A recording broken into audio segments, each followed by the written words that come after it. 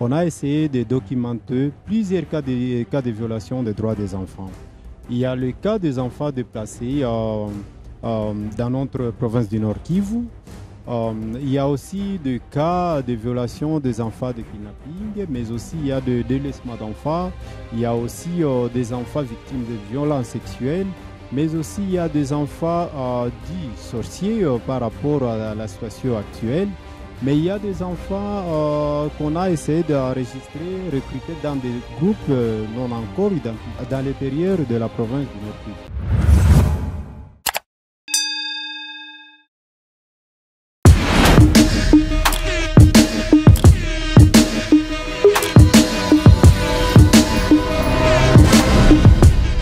Estimés téléspectateurs, bonjour et bienvenue dans ce numéro des décryptages où nous sommes au Parlement d'enfants du Nord Kivu. Nous sommes venus pour rencontrer les chargés de protection de ces structures en cette période où la République démocratique du Congo est en train de traverser une situation très complexe marquée par la guerre du M23, une guerre qui se poursuit dans le territoire de Massissi.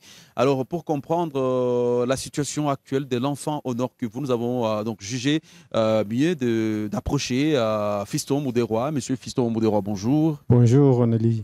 Vous êtes en charge de la protection ici au Parlement d'enfants du Nord Kivu. Globalement, dans quelle situation serait l'enfant de cette partie de la République démocratique du Congo? D'abord, merci pour la parole et merci pour cette émission.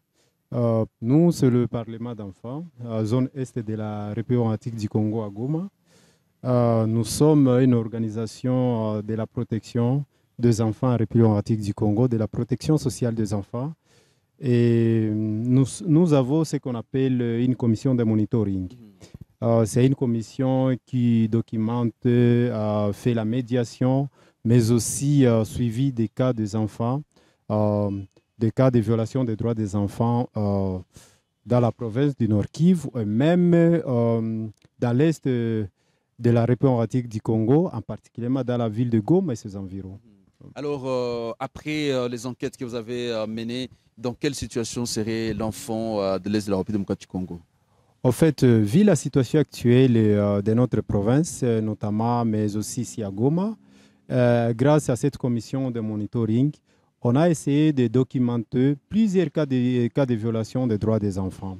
Il y a le cas des enfants déplacés dans notre province du Nord Kivu.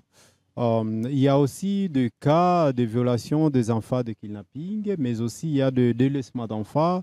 Il y a aussi des enfants victimes de violences sexuelles, mais aussi il y a des enfants dits sorciers par rapport à la situation actuelle.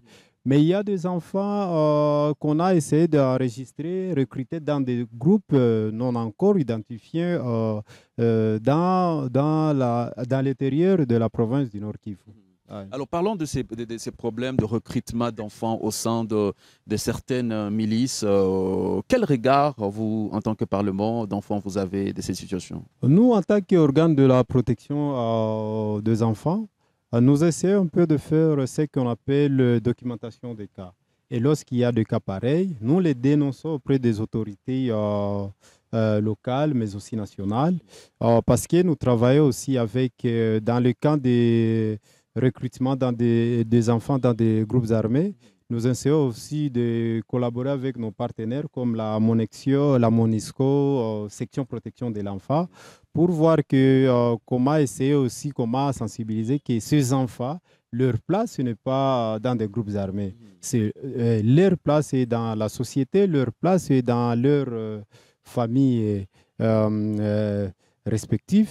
Mais aussi, nous essayons aussi d'interpeller la conscience des autorités vu cette situation qui n'est pas aussi la situation digne pour ces enfants victimes de leurs droits. Alors, parlons également de notre dossier qui est brillant. D'ailleurs, la semaine passée, il y a eu un enfant de 2 ans qui a été kidnappé dans la ville de Goma, où le ravisseur exige autour de 200 000 $ comme rançon avant que cet enfant puisse retrouver sa liberté. Vous évoquez des cas de kidnapping d'enfants qui continuent à se faire enregistrer à Goma. Qu'est-ce qui expliquerait ces phénomènes, la persistance même de cette situation? En fait, nous sommes là attaqués par les mains d'enfants. Et de cas pareils de kidnapping, ce n'est pas la première fois ou la deuxième fois qu'on essaie un peu d'enregistrer. Il n'y a pas même une semaine qu'on a enregistré d'autres cas de kidnapping où, quand il y a des cas pareils, nous avons constaté qu'il y a aussi des inciviques. Dans la ville de Goma, il y a des gens qui aiment la facilité dans cette partie de la province du Nord Kivu, notamment dans la ville de Goma, et qui essaient de kidnapper les enfants victimes et qui essaient aussi de tenter aussi d'avoir ces enfants pour avoir quelque chose de rançon. Nous, par rapport à cette situation, nous interpellons la conscience de nos autorités, mais aussi d'identifier ces auteurs de ces genres de violations des droits des enfants. Parce qu'il y a aussi des raisons bien identifiées que nous ne sommes pas là pour parler de leur nom, mais il se passe quelque chose où les autorités provinciales ou l'autorité locale devaient aussi être en collaboration avec les réseaux quelque part, dont ces genres d'auteurs essaient aussi de rançonner les victimes. Parce que la fois passée, nous avons eu à constater qu'il y a des enfants qui sont exposés à ce genre de kidnapping, qui vont à l'école et qui sont poursuivis par les auteurs en question. Et nous avons aussi été aussi capables d'avoir au moins des séances de sensibilisation avec le parent en question pour voir comment améliorer les mesures de sécurité auprès des enfants qui vont à l'école, auprès des enfants qui restent à la maison, auprès des enfants aussi qui peuvent aussi être déplacés au genre des activités de récréation ou de se promener quelque part dans la ville de Goma. Alors, parlons également de la situation dans les camps des déplacés, parce qu'il y en a beaucoup, que ce soit Kanyaruchinya, que ce soit à Mugunga, mais aussi dans d'autres entités qui sont éloignées. Quel regard vous portez sur la situation de tous ces enfants qui sont en déplacement ici? En fait, par rapport aux enfants déplacés, c'est quelque chose que nous avons trouvé que ces enfants sont aussi dans des situations déplorables, dans des camps de déplacés ici, dans différents coins de la ville de Goma, ses environs. Mais à notre niveau, nous essayons de faire aussi des OCOS par rapport à ces genres d'enfants qui sont dans des situations difficiles, dans des camps déplacés. Parce que nous avons constaté qu'il y a des enfants qui sont aussi victimes de certaines maladies dans leur cas respectifs.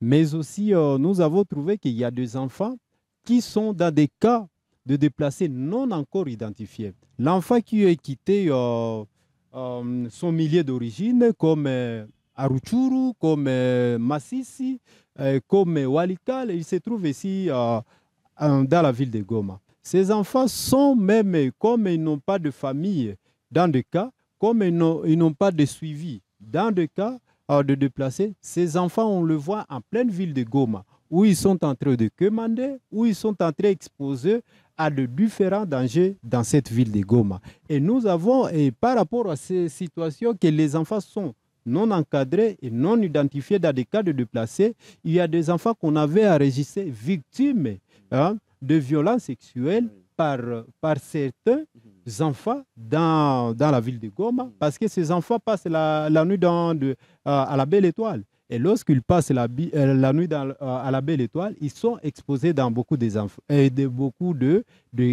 violations. Parce qu'il y a des enfants aussi qui ont été...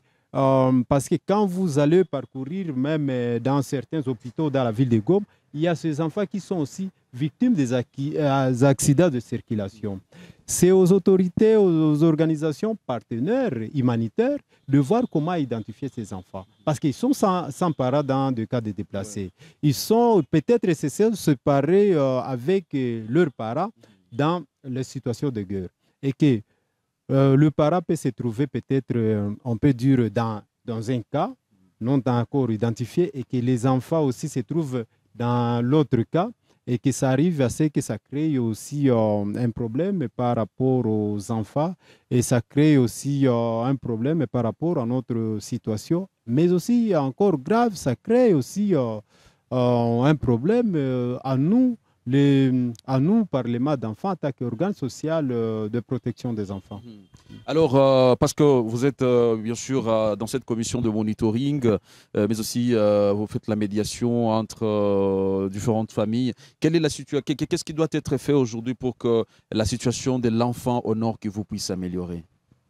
Vous savez que le Parlement d'enfants, on s'appuie toujours par la loi portant protection des droits des enfants à la République du Congo, la loi numéro 09/001 du 10 janvier 2009, mais aussi on s'appuie aussi par le Code de la famille en République du Congo, mais aussi aux traités et conventions ratifiées par notre pays, comme la Convention sur le bien-être de l'enfant africain, la Convention internationale sur le droit de l'enfant et autres. Mais à notre niveau, on essaie aussi, nous sommes là pour dire que ces lois soient respectées. Parce que lorsque ces lois seront respectées par les autorités, parce que lorsque ces lois internationales seront respectées aussi par nous-mêmes, je pense que la condition des enfants seront à toute sécurité parce que nous sommes en train de voir qu'il y a aussi l'ignorance sur la loi pour la protection de l'enfant en République du Congo. Cette ignorance règne pour nous, la société. Cette ignorance aussi règne même pour ceux qui sont censés protéger la loi pour la protection de l'enfant en RDC. Nous sommes en train de mener des sensibilisations, nous sommes en train de mener notre plaidoirie au sein des autorités, mais aussi nous sommes en train d'aborder petit à petit les cas des enfants de laissés par leur famille. Il y a des cas, quand nous faisons la médiation, nous essayons un peu d'interpeller la famille auteur des violations des droits des enfants et notre médiation se passe d'une manière pacifique pour que le droit des enfants soit rétabli et que l'enfant puisse avoir au moins puisse être dans un monde digne où sa protection est favorable. Alors, Messieurs Fiston Moudéroy, en tout cas, ça a été tout un plaisir pour nous de vous recevoir dans Décryptage pour parler de cette situation des enfants au niveau de la province du Nord Kivu. Avant de clôturer cette émission, je ne sais pas, est-ce que vous avez un appel à lancer à la population qui vous écoute? Oui, à la population de Goma et même à la province du Nord Kivu, nous, en tant que Parlement d'enfants, nous sommes là parce qu'à travers une commission de monitoring dont nous sommes responsables de cette commission, nous faisons ce qu'on appelle l'écoute ou la documentation des cas de violation des droits des enfants. Nous faisons aussi la médiation entre la partie plaignante et la partie accusée. Nous faisons aussi ce qu'on appelle le suivi des cas de violation des droits des enfants. S'il y a le cas d'un enfant violé quelque part, que ce soit en dehors de la ville de Goma, que ce soit dans la ville de Goma, c'est question de passer au Parlement d'enfants, dénoncer ça. Parce que lorsque vous dénoncez les cas de violation des droits des enfants, vous aussi, vous faites partie aussi de gens qui protègent les enfants sans aucune discrimination. Nous, on ne pense pas aux enfants qui sont dans la ville de Goma, mais nous pensons aussi aux enfants qui sont dans la province du Nord Kivu et en général, les enfants qui sont dans la partie est, zone est de la République démocratique du Congo. Mesdames, Messieurs, c'est la fin de ce nouveau numéro de Décryptage. À tous et à toutes, merci de l'avoir suivi. Je vous retrouve prochainement sur Kivu Morning Post.